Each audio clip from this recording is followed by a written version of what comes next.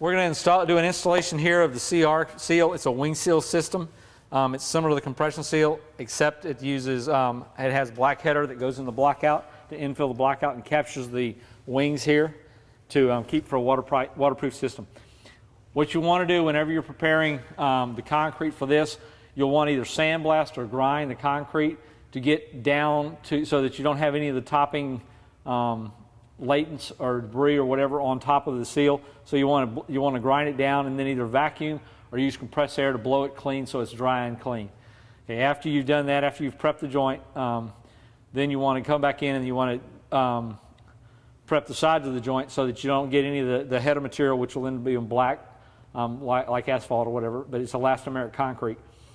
And so you'll want to prep the sides of the joint again with putting I usually use craft paper about 2 feet wide on each side, and then I'll also have a working station similar to what I've got here. We're going to go ahead and lay out the craft paper now.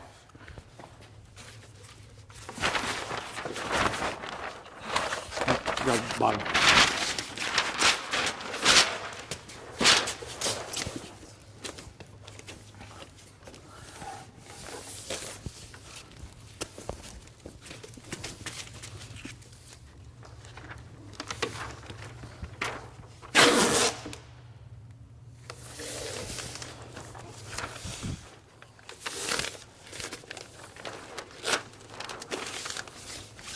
Okay, so now you've got the seal area clean so that when you want to get any of the debris on the sides.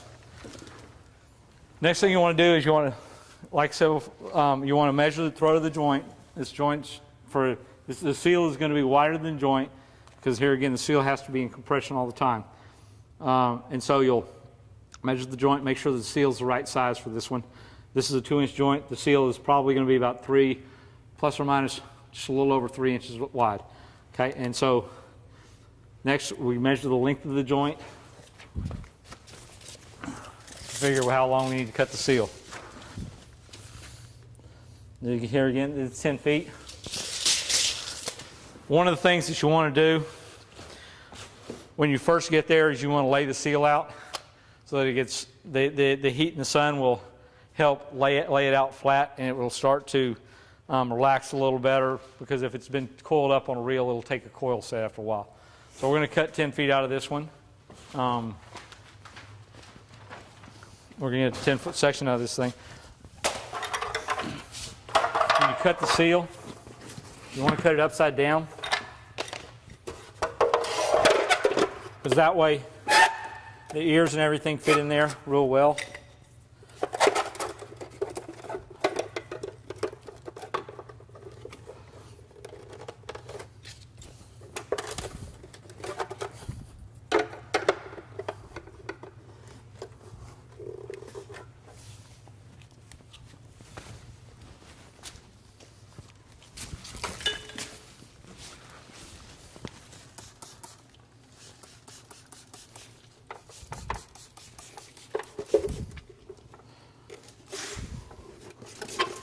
What we used here, again, I've got a knife here that has that I've taken the back saw that I've taken the teeth off of, and we're using denatured alcohol. It helps it lubricate it and slide through a lot easier.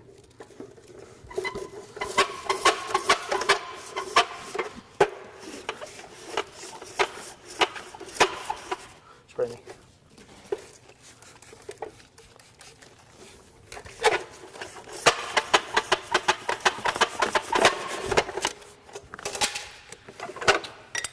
And you can see it gives you a nice, clean, good cut, good finish. So we'll measure down for 10 feet of this.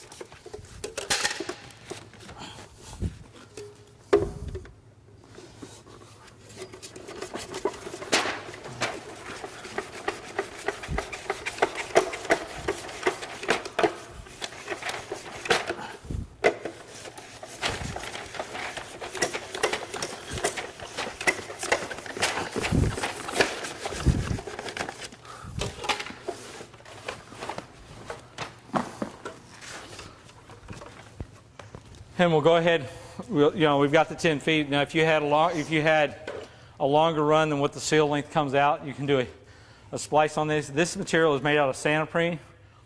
So a sandprene, we're going to do a heat splice. And we'll do that a little bit later. But that way what you do is if you were installing this, you'd install the header material up to a certain point and then leave it off of there and then leave a tail out so that you could do the splice and then put it all in and finish installing later. Other thing you want to do is these seals come out a lot of times with debris on them, dust, whatever. Dust from the extrusions or whatever other processes are going on, shipping. So you want to make sure you clean this. It's really critical. The body of the seal is not as critical for being clean as it is the wings, because the wings is going to be, the wings, which are these, that's your part of the system that is going to be actually embedded into the elastomeric concrete, so that so you want to make sure you get good adhesion. So just make sure you clean these seals off, these wings off really good. Get all the dirt and dust and everything off of them.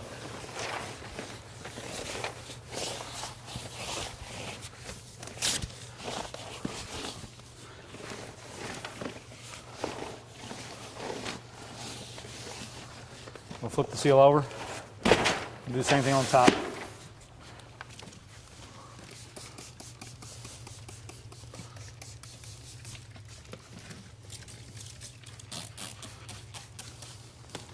And here again, this is just nothing more than denatured alcohol. You don't need to use something like xylene for this.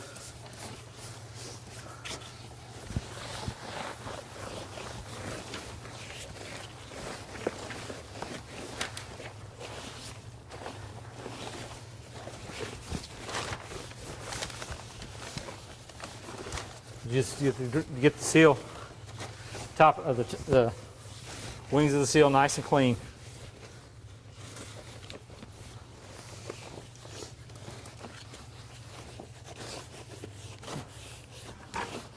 All right. What you want to do next to keep from having to really clean this seal when you're done is you want to take some duct tape and put it on top of the seal.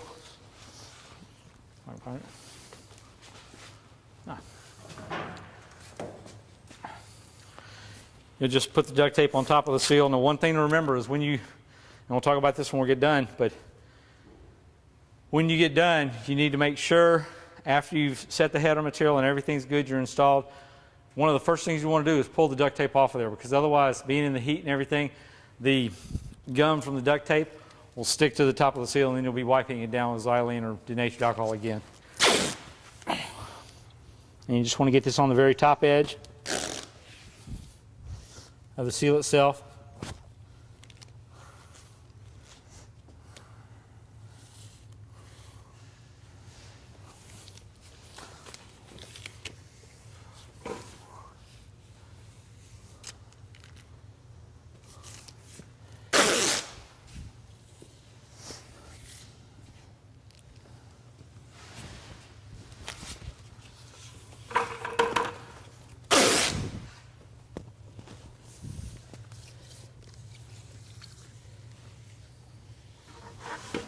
And typically when you're doing an installation of this type, you want to work with a 2, 3, sometimes 4, at least a 3 to 4 man crew.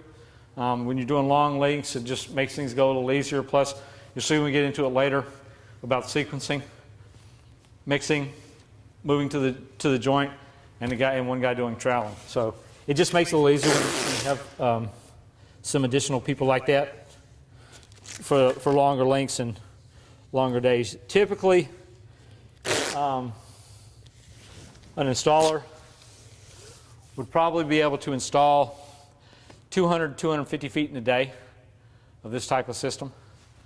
So you can see that with a good working crew, you'll be in good shape.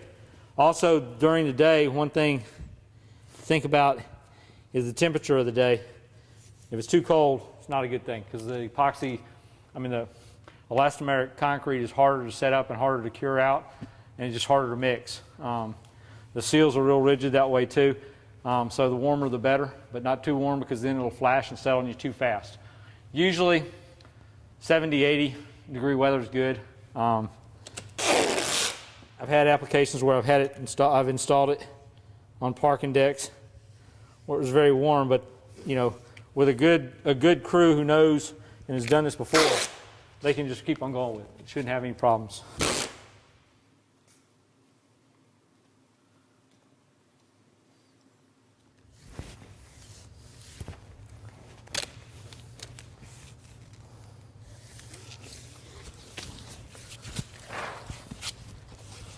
Okay.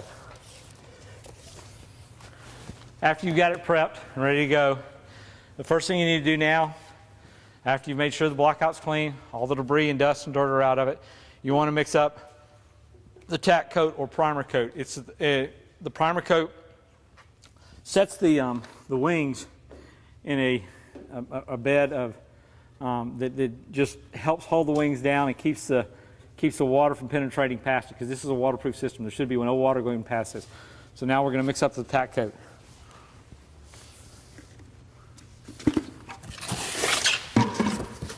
The tack coat is an A and B component.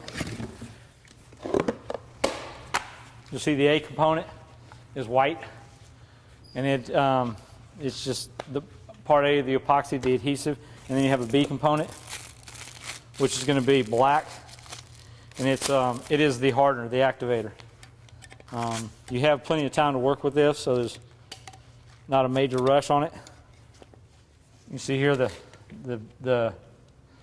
B component, which is the activator, is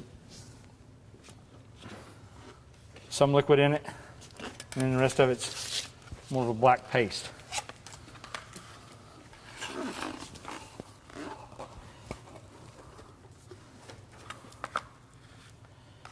And this is, you can see this is kind of soft too. So, and we're going to mix all this together with a mixing paddle.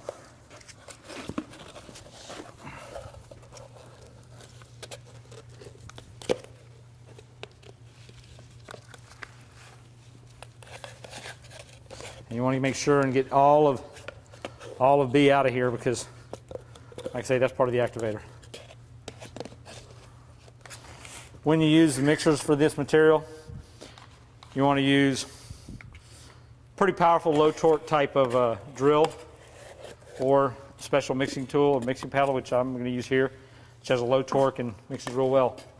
It's got a special tip or end on it and everything, which will help mix this up really good.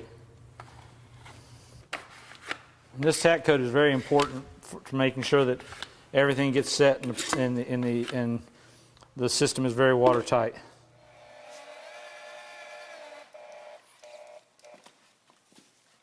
Okay.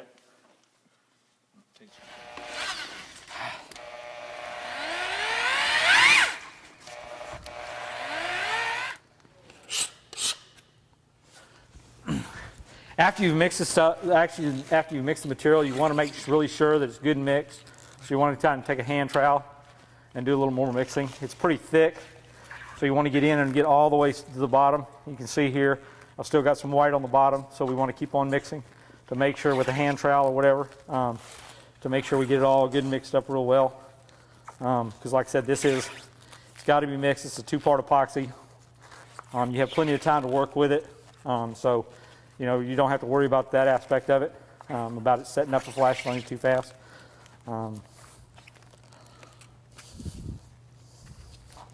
Like I say, you want to get a good gray consistency with it. You can see it's getting good consistency now. And so as I pull off, I don't see any white on the bottom. That's what I'm looking for. All right, so now after we mix it up, we want to set a base coat down on top of the block out. And then what we're going to do is after we set that, we'll let it set up for a couple minutes, get a little bit tacky, and then we'll set the wings in place, or set the seal in place. After we set the seal in place, we want to make sure the wings are fully engulfed, for lack of a better term, engulfed in the tack coat. And if we need to put some more on top, we will. And we'll go through that in just a minute. So.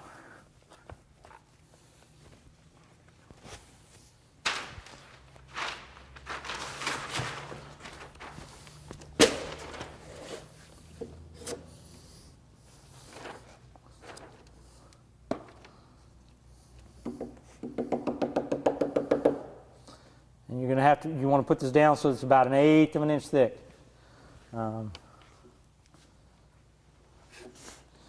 You're really trying to just get pretty much where the wings are going to be.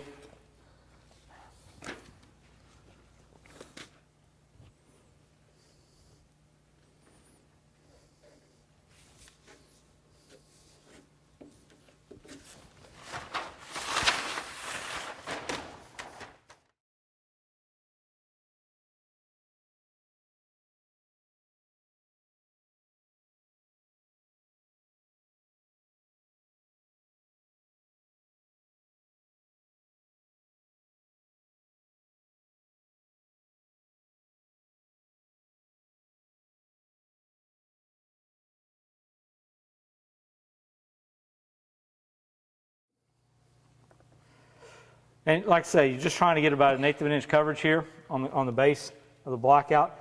If you have a little more, not going to hurt. You're actually going to end up, it actually is somewhat better. But still, and typically you can get about, out of a unit of this, you can get about 20 feet or so. And that's 20 feet of joint, not 20 feet of block out. Make sure the tape's good and secure on the top. Okay, you've got to set up for a little bit, and now you want to get the, got something set through the front. You let it set up, now you want to set the seal in place.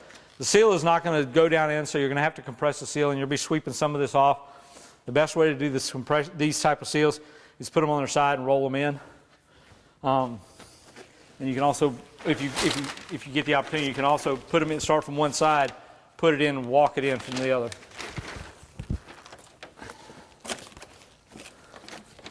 So you can see here, I've got it pressed in on the side, on one side only. And then what I'm going to do is I'm going to compress the other side in.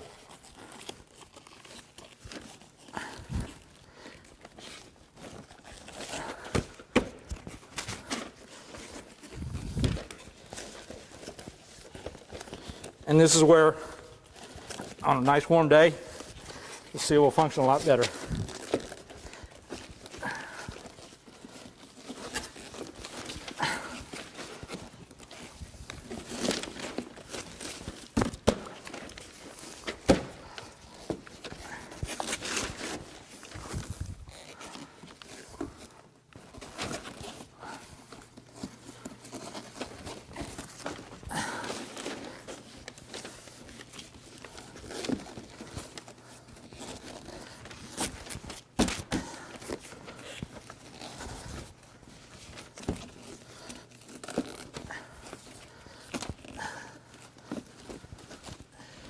After you get it pretty much compressed in,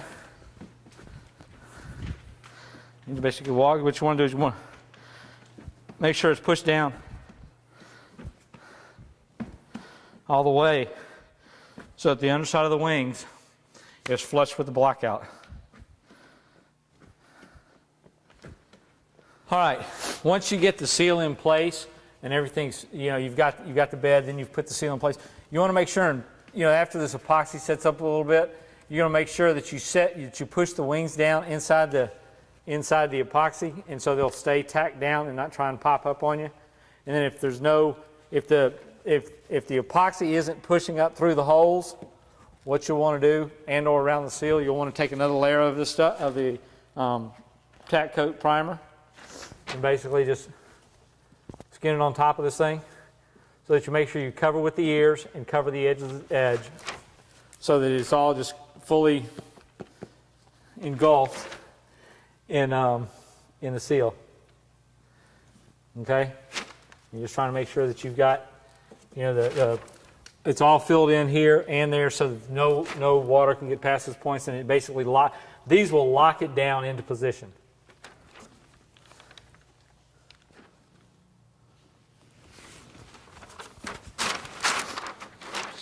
You can see here the lugs are all being filled with the epoxy, tack coat epoxy, and so that's what you wanted. And here again, you can trowel it out the way we're doing here, or you can also use a bolt gun. You can load this into a bolt gun and set it out with the bolt gun and do it that way. The bolt gun probably is going to be a little quicker than with the trowel.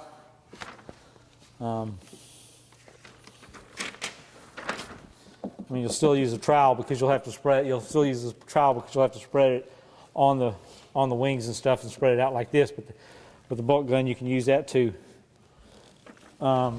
just kind of shoot it in instead of having to scoop it up like we're doing. All right, we've got the seal installed. It's got the tack coat on it. So we're now ready to put the elastomeric header, elastomeric concrete on top of that. It's a A, B, and C component. It's A is the A and B are liquid, B being the hardener again, and C is the aggregate. Okay, it all comes in a 5-gallon bucket, and you'll need to have another 5-gallon bucket to do the mixing in, because you don't want to pour the A and the B in the one 5-gallon bucket with all the aggregate already in it. So.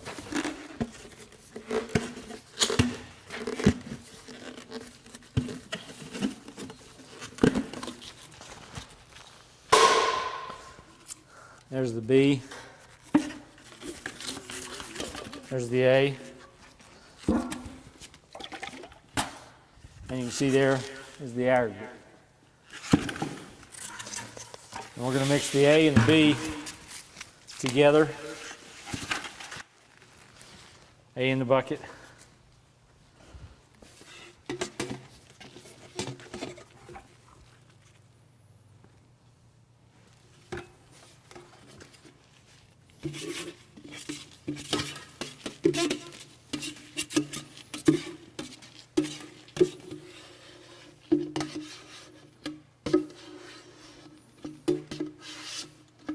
With the amount of aggregate you're going to mix in here, you want to make sure you can get all the liquid you can.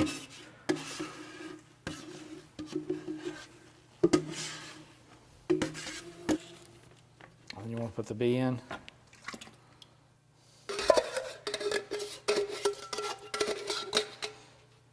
Here, you want to make sure you get all the can out of here too. Then you want to kind of mix them up a little bit.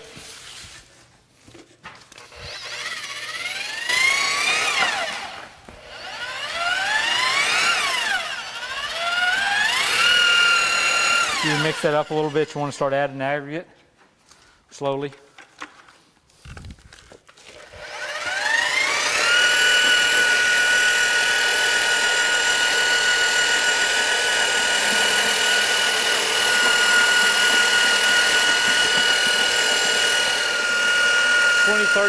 You got about 30 minute spot like this, so it's not like you're going to flash on you real fast. But here again, it's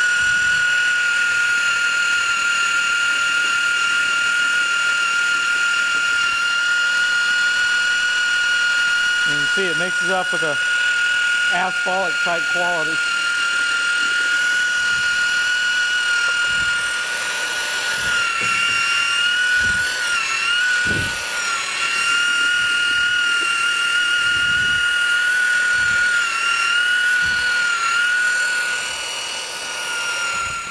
As you can see here, this is very like an asphalt compound. It's the aggregate is very small, so you know it works real well. But anyway, you'll just fill in the blockouts from here. And when you're filling in the blockouts, one thing you want to make sure you do, the seal itself has a lug on it, and the lug is to help capture the header material and lock it in place. Lock this front edge in place so that the front edge doesn't move much. So when you're putting it in, you want to make sure you kind of pack it up under the edge right there, and then just move on from there. Then.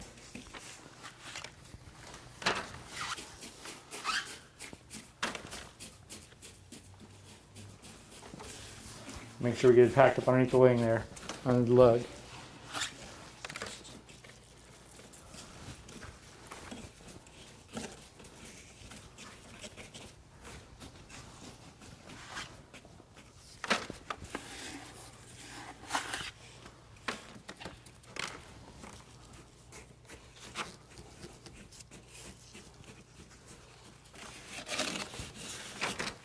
You want to make sure when you're troweling it, you're troweling off the top edge and the back edge of the concrete, because that gives you a nice finish right there along the edge.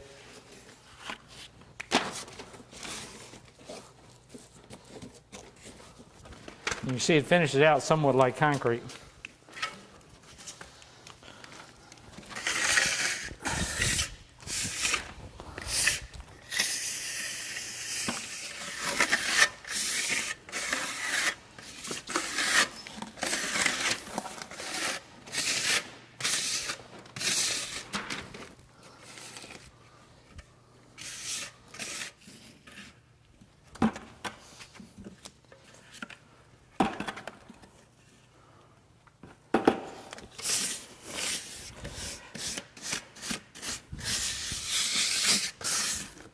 That is the installation of the CR system.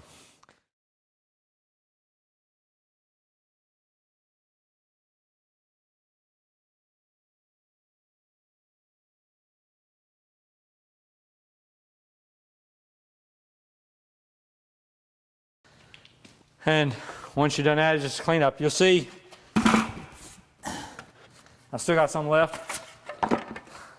This will do 1 unit. We'll do about 12 feet of joint. Part of the reason it does a little more than the standard 10 feet is because of the tack coat in there. Some manufacturers don't use a tack coat, which is suspect.